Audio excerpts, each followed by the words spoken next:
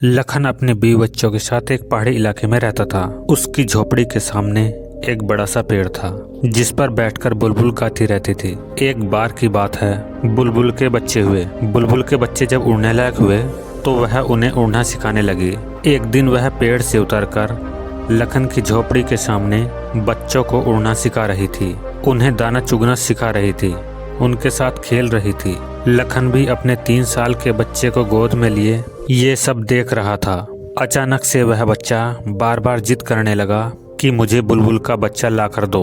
लखन अपने बच्चे के मोह में पागल हो चुका था। वह अपने बच्चे के लिए सब कुछ करता था।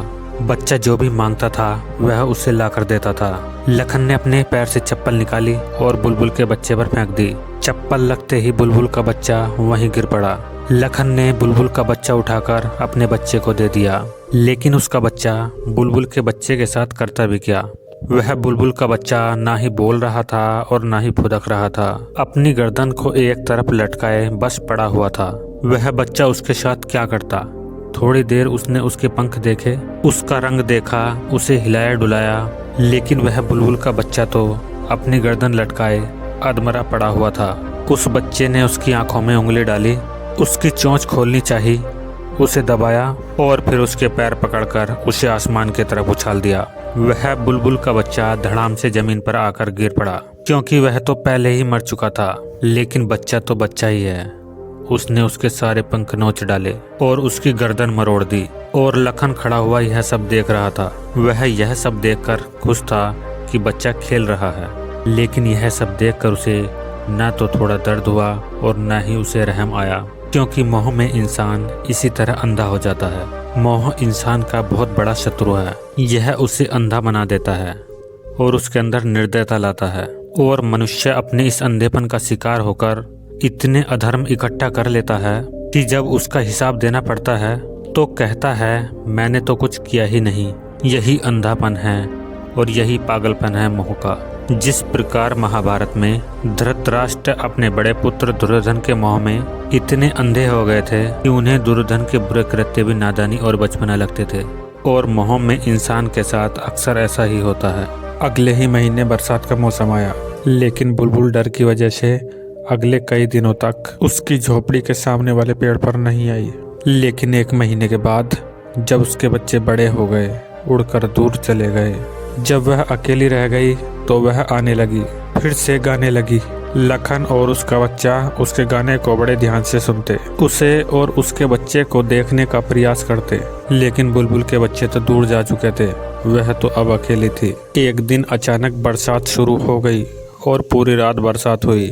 घर में राशन नहीं था, इसलिए अगली ही सुबह बरसात रुकते ही लखन बाजार चला गया। घर में सिर्फ पत्नी और बच्चा थे। अभी लखन बाजार में सामान ले ही रहा था, फिर से बारिश पड़ने लगी। चारों तरफ काले घने बादलों ने फिर से आकाश को ढक लिया, और तेज हवाओं के साथ अचानक बादल फट गया और इतना पानी गिरा लखन की झोपड़ी का नामोनिशान तक मिट गया।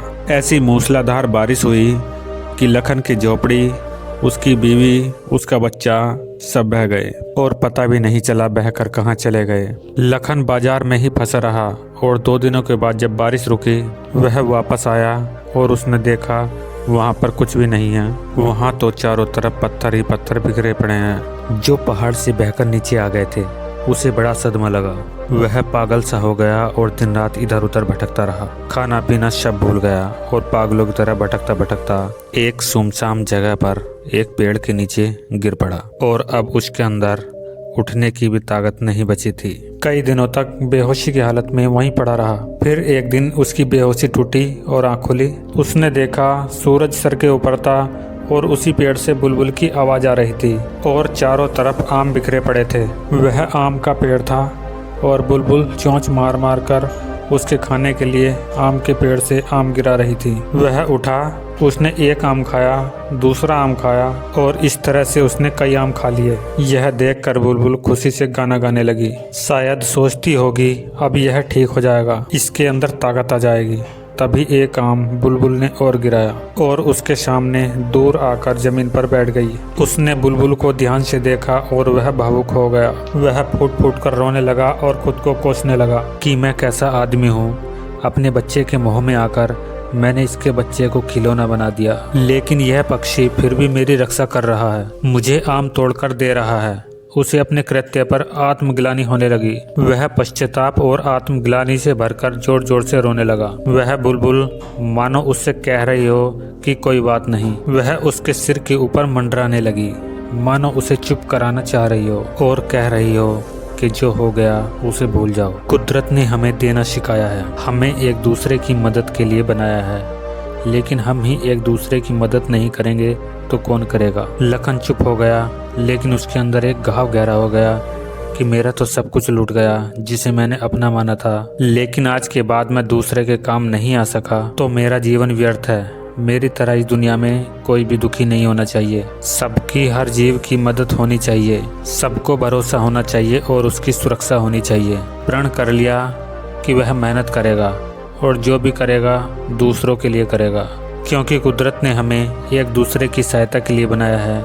उसने बुलबुल के हाथ जोड़े, अपना माथा जमीन पर रखा और कहा, आप मेरे गुरु हैं और मुझे शिष्य के रूप में स्वीकार करें।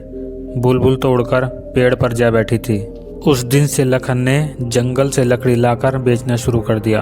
उसे ही अपनी रोजी रोटी का साधन बनाया और उसकी 2 वक्त की रोटी के बाद उसके पास जो भी पैसे बचते वह उन पैसों से किसी गरीब इंसान या पशु पक्षी की मदद करता, उन्हें खाना लाकर देता। दूर दूर के गांव व शहरों के लोग अब उसे जानने लगे थे। सभी को यह पता चल चुका था इस इलाके में कोई ऐसा व्यक्ति है जो सभी की मदद करता है। धीरे धीरे दूर इलाकों में रहने वाले लोगों ने उससे जान पहचान बढ़ाई। उसे एक बड़े समारोह में बुलाया, उसका खूब मान सम्मान किया और उसके साथ मिलकर सेवा करने का प्रण लिया। कहते हैं आज वह इलाका बुलबुल सेवा के नाम से पूरे संसार में प्रसिद्ध है। दोस्तों, यह कहानी आदर्श और सीख प्रस्तुत करती है कि हमें इस दुनिया में एक दूसरे की मदद के लिए ही बनाया गया है और जहाँ तक संभव हो सके उसे दुख देने की बजाय उसकी सहायता करनी चाहिए।